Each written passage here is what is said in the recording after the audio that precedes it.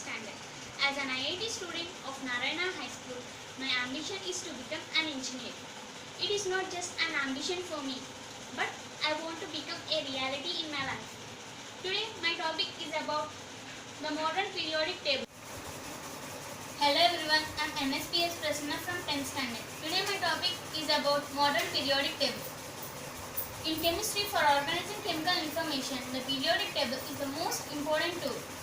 Without it, chemistry is full of confusion. Let us know what is meant by periodic table. The chart of elements which are arranged in a systematic order or an increasing order of according to the atomic weight or atomic number is called the periodic table. The law which regards the properties of periodic table is called the periodic law. For the first time, Mendeleev prepared periodic table in 1800s. After that, Henry Moseley prepared periodic table by adjusting some periodic law in 1901. He gave more importance to the atomic number than atomic weight. Let us know the positions of elements in the modern periodic table. The horizontal rows are called the periods and the vertical columns are called the groups.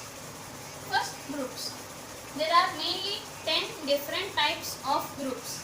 The 1A group is called the alkali metals, the 2A group alkali earth metals, 3B to 8B transition metals, 3A boron family, 4A carbon family, 5A nitrogen family, 6A oxygen family, 7A fluorine family and 8A zero group elements, and lanthanides and actinides are also known as rare earth metals.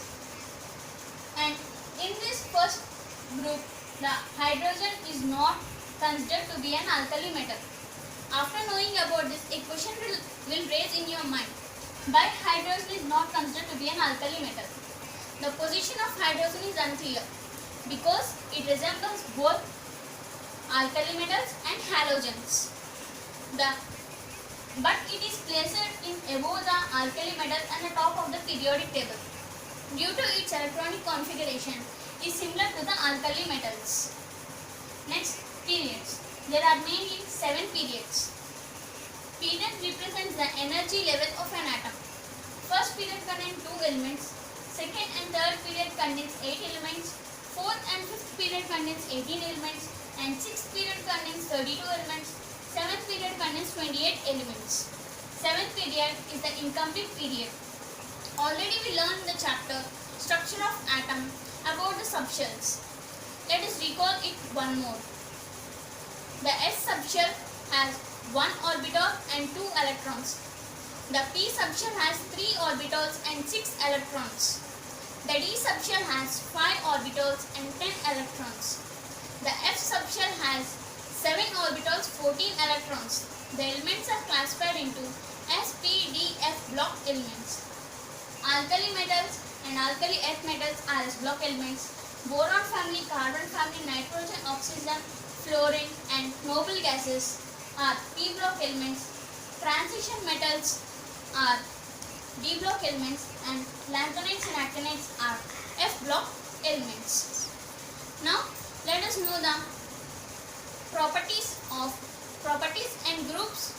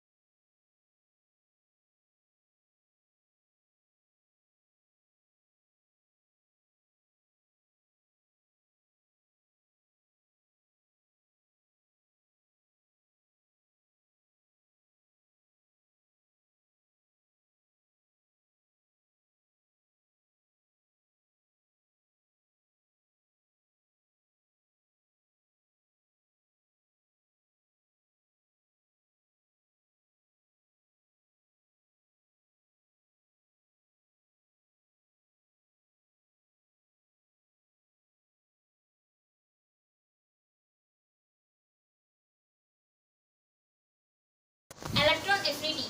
The energy liberated when an electron is added to an neutral gaseous atom is called electron affinity. Next, electronegativity. The ability of an atom is for bonding electrons to itself is called electronegativity. Pauling scale is used to measure electronegativity. Electronegativity decreases from top to bottom in the periodic table and increases from left to right in the periodic table. Next, the formula of electronegativity is ionization energy plus electron affinity by 2. Then we get the electron negativity. Next, electropositivity. The tendency of metals to lose electrons is called electropositivity. Electropositivity decreases in groups from top to bottom and increases in periods from left to right. We already learned in the previous classes about the metals and non-metals and differences between them. Let us recall it once more. Metals have lustrous and ductile property. Non-metals are non-lustrous and non-ductile. Next, metals are good conductors of heat and electricity. Non-metals are poor conductors of heat and electricity. Metals are strong and hard. Non-metals are weak and soft. Metals have high density. Non-metals have low density. Metals have high melting point. Non-metals have low melting point. Metals produce sonorous sound. Non-metal does not produce sonorous sound. Metals have high positive character and non-metals have electronegative character. Non-metallic nature increasing in groups from top to bottom and decreasing in periods from left to right.